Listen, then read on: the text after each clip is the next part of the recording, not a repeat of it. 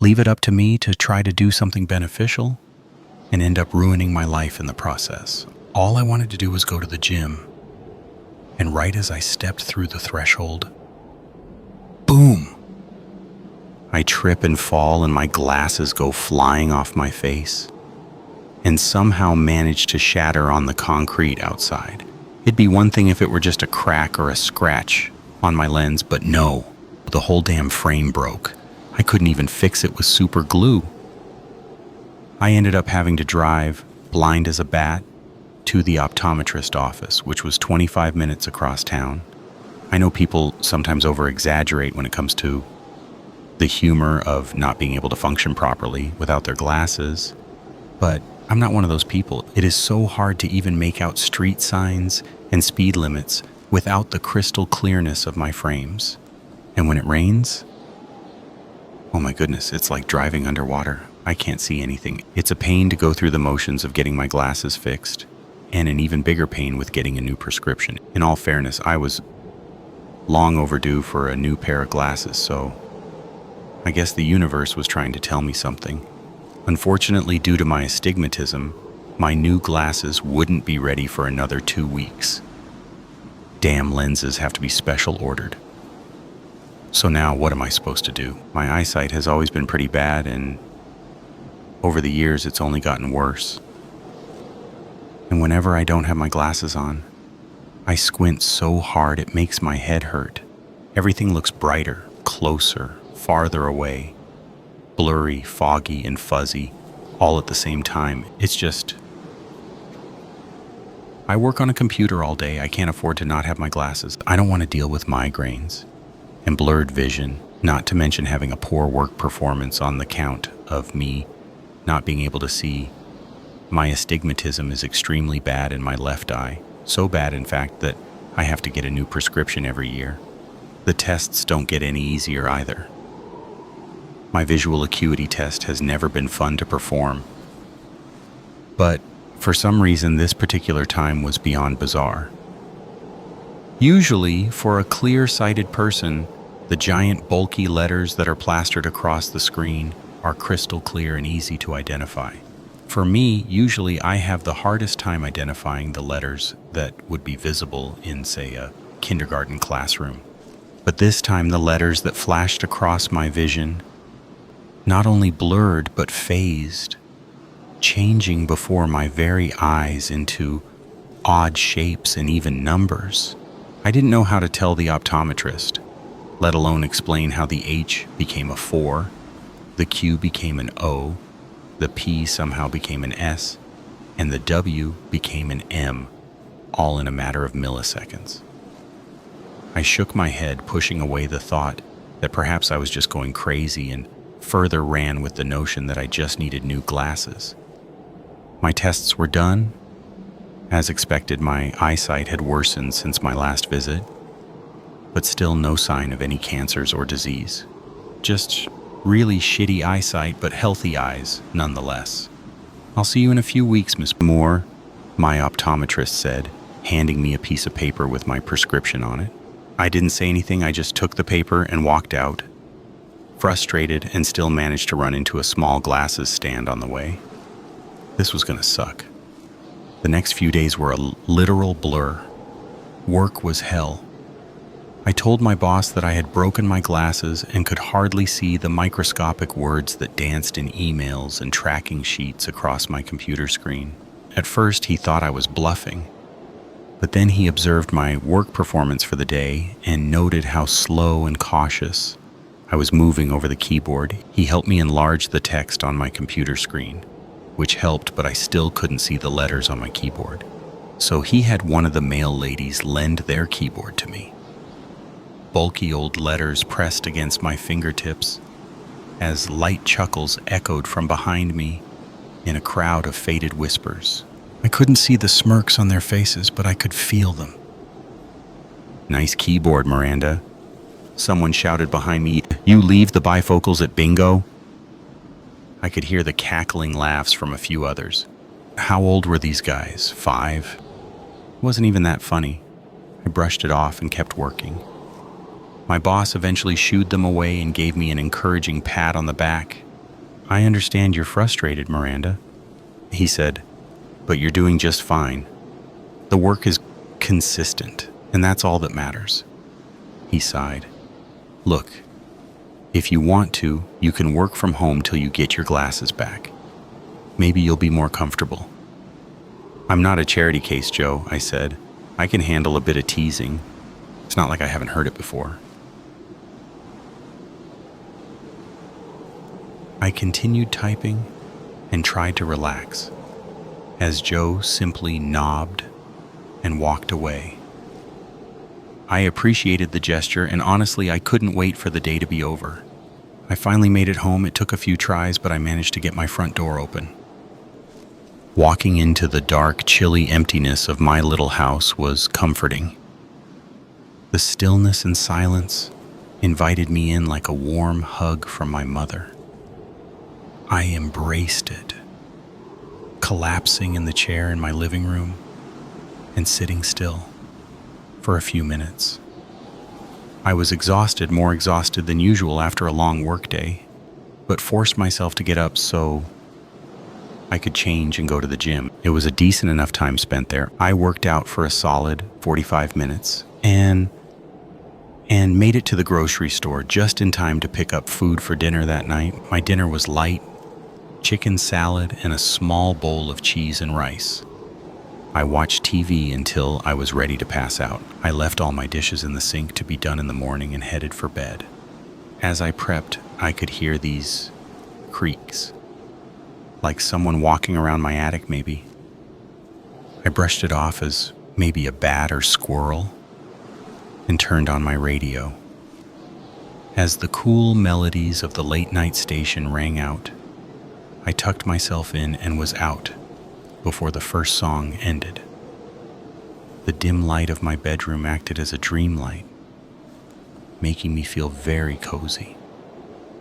When I woke up in the morning, my radio was off. It was 7:15 a.m., about 20 minutes before my alarm was set to ring, but it was dead quiet. I'm also pretty sure I had left my light on, and yet it was off too. I told myself that last night was long and dreary, and maybe I really had turned them all off, or maybe I woke in the middle of the night and turned them off in my sleep. I stirred from bed and lazily made my way to the kitchen. I figured I wasn't going to fall back asleep, and 20 minutes wasn't enough time for a snooze, so I got some coffee started. When I looked in the sink, my dishes were washed. Sparkling clean plates, bowls, and cups set on my countertop rather than stained in a draining sink. I scratched my head and squinted hard. I know for a fact I left my dishes untouched in the sink.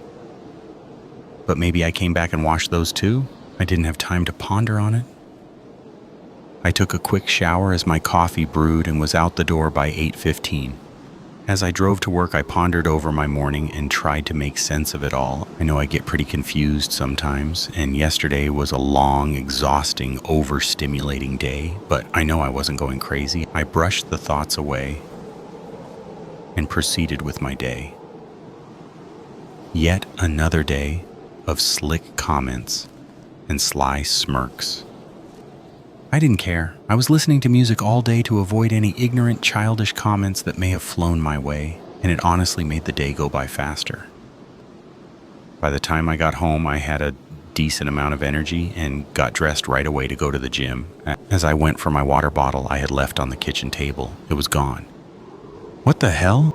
I said out loud to myself, looking around the kitchen in confusion.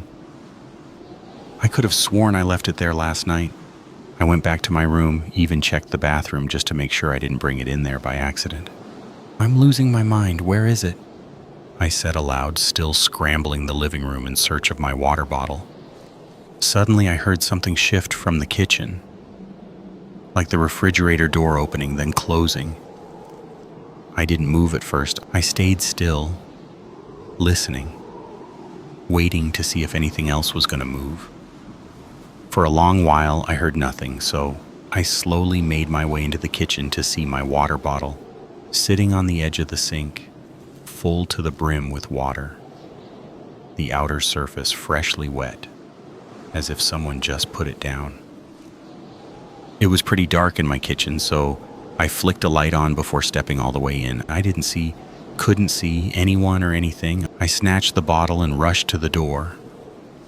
As I turned to lock it, I thought I saw a shadow waving at me. Looking back, I noticed it was just my own reflection from the window on the door. I stared at it, shuddered slightly, and hopped in my car. At the gym, I did everything I could to keep my mind off what was possibly going on in my house. Was I going crazy all of a sudden? Am I delusional? Seeing things? Hearing things? Or am I just scrambling because my glasses? My stupid fucking glasses. It's got me seeing things that aren't there. And I had another week and a half to put up with this shit. I cut my workout short and headed straight home. I looked around the dark and empty house, going through every room and turning on every light. I made mental notes of where everything was and what I was using. I turned the TV on and up, full blast, re-watching some old cartoons, and made a bowl of cereal. I kept my eyes wide open and alert as I ate, looking around every few seconds to see if anything changed. It took about an hour for me to get tired enough to fall asleep. Leaving the half-finished bowl of cereal on the table in front of me and the TV still on and loud, I managed to get quite comfortable quite quickly, and the next thing I knew, it was morning. My TV was off, and so were the lights. My cereal bowl was gone, and I had a blanket over me. I nearly jumped out of my skin, breathing hard and pacing my living room. I went to see if any other lights had been turned off, and sure enough, they had. All of them. I could feel tears build up in my sockets, and my face grew hotter. I felt like I couldn't breathe. I was beginning to panic. I grabbed my bag and bolted out of my house. I jumped in my car, shaking violently as I struggled to get the key in the ignition. I got it started and sped off into the morning. My eyes swelled with water, and I couldn't see a thing. I didn't care. I just drove and kept driving until that sick feeling in the pit of my stomach went away. I ended up at the park where I used to go when I was a child, my happy place. I parked at the top of the hill and cried. I cried so hard I choked on the air that could barely pass my throat. I cried until I coughed, until my stomach cramped. I felt confused, uneasy, rattled, shaken, terrified. What in the fuck was happening? I couldn't explain it, I couldn't rationalize it, but I also couldn't figure out why I was so affected by it. Maybe because I couldn't do anything with it, I couldn't make it go away. If there truly was something otherworldly going on, why was it only presenting itself now? Because I don't have my glasses? Because I know I wouldn't be able to see it for what it was if I did? Was I cured, haunted, possessed? What was this? What was I? I had more questions than I had answers to, and I knew I needed to find out. Thankfully, it was Saturday and I didn't have work. I had enough to hold me over at a motel for the next few nights, and texted my boss to see if I could still work from home. In the meantime, I had some real work to do. It took a while to compile all the books from the library, and even longer for me to read them. But it seemed like what I was dealing with was something along the lines of a poltergeist. This spirit had some unfinished business either with me or with my home, but I wasn't going out without a fight. Now that I understood what I was up against, I felt as if I had an advantage.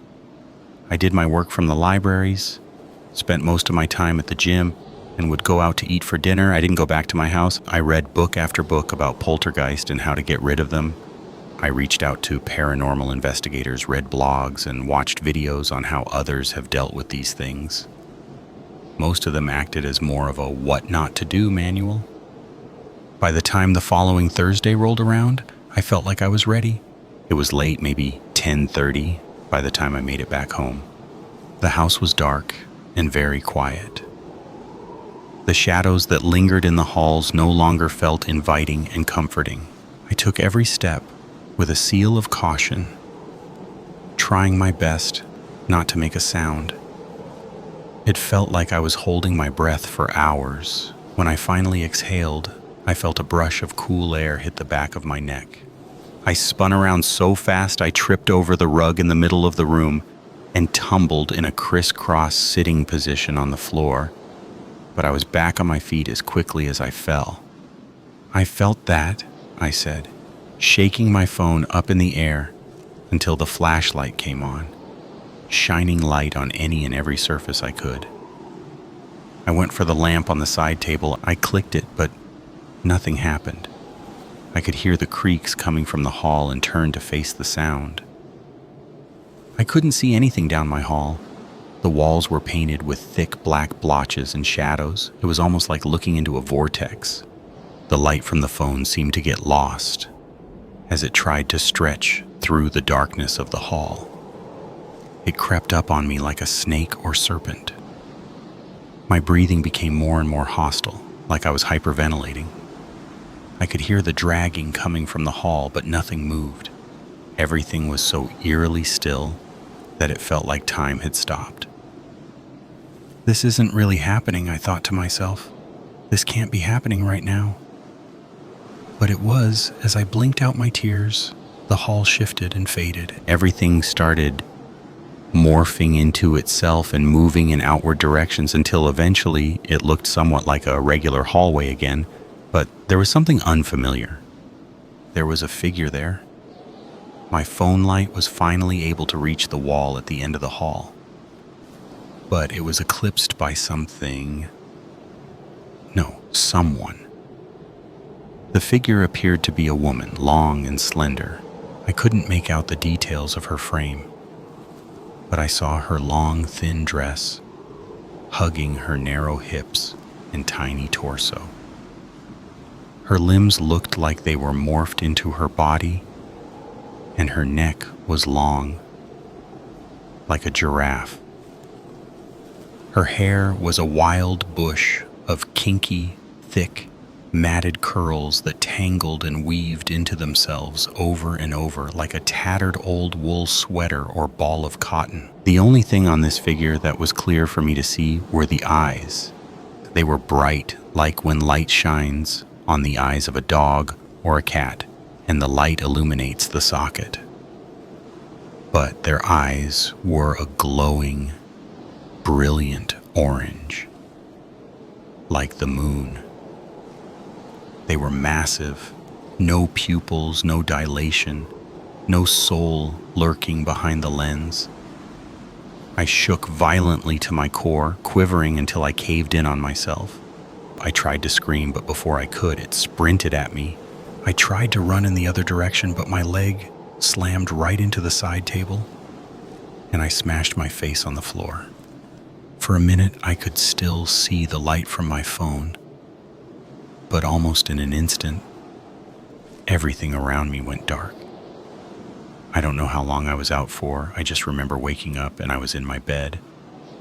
I had a bandage over my forehead, a glass of water on my bedside, and a weighted blanket across my body. I sat up, quick as a whip, and looked around my bedroom.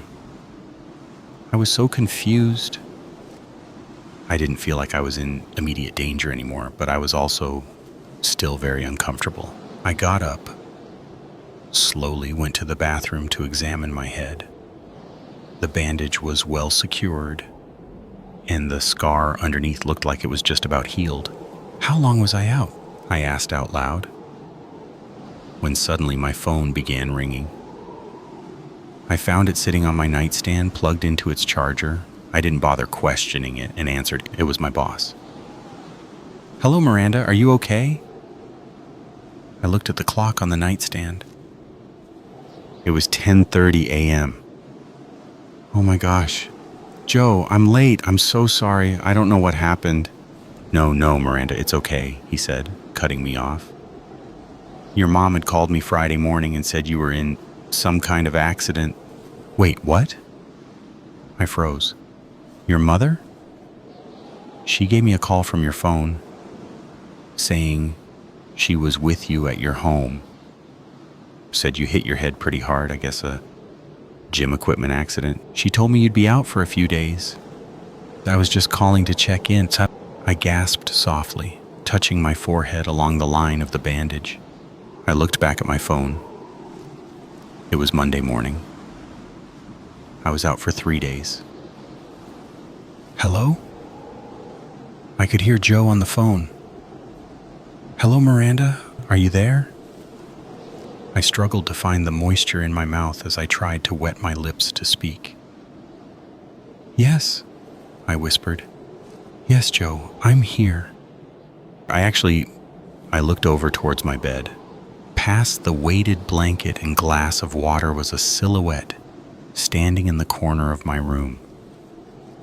In the brightness of the morning, I could see a bit more of its detail, the thick wild hair that seemed to electrify in every direction, the glowing orange eyes staring blankly at me, the haunting and daunting expression on its face, and a smile.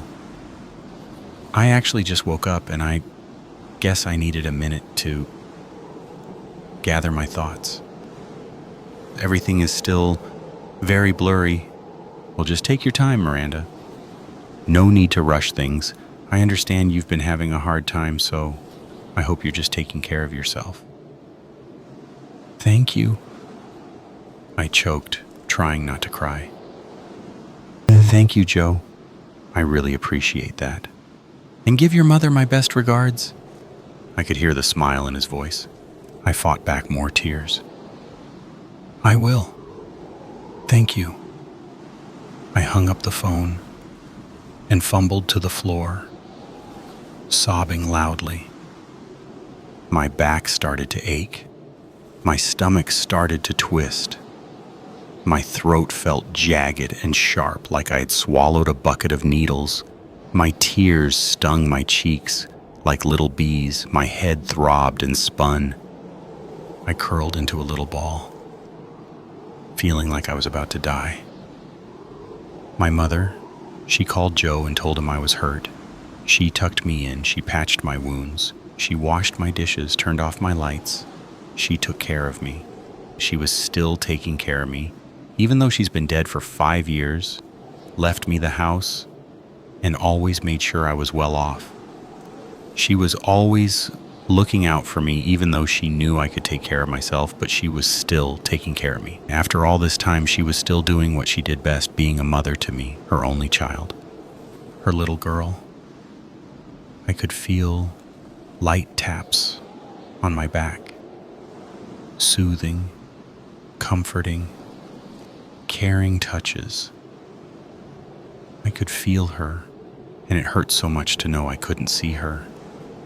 By Wednesday, I was doing much better. I was ready to get back to work, but first I had to pick up my new glasses. Good morning, Miss Moore. How are we doing today? My optometrist smiled. I've seen better days. I laughed, a little optometrist humor that he could really appreciate. Oh, I'm sure. He laughed. Well, I think I can make that even better for you. He reached down under his deck and pulled out a little box, a small cloth, and a spray bottle. Out of the box, he retrieved my glasses, new glasses case, and a ticket with my name on it. He sprayed each lens and wiped it clean with the cloth before handing me the frames. Let's try these out. He smiled, handing me the glasses. I slid them on my face, and immediately I could see things so clearly. The big bright sign above the frame racks, promoting their buy one, get one sale. The vivid photos of the eyeglass models between every other mirror along the walls of the store. The deep dark blue and gray checkered color pattern of the carpet. And of course, the tall, lean, slender frame of a ghostly figure standing directly behind the optometrist. I could see all her features in perfect detail. Her matted, kinky curls were more defined. They shot up in random swirls all around her long, oval-shaped face. Her massive orange eyes, still with no pupils, no dilation, no soul. Her dress was tethered and ragged, hugging her slim frame and torso. Daunting and embedded corset filled with pearls and gems.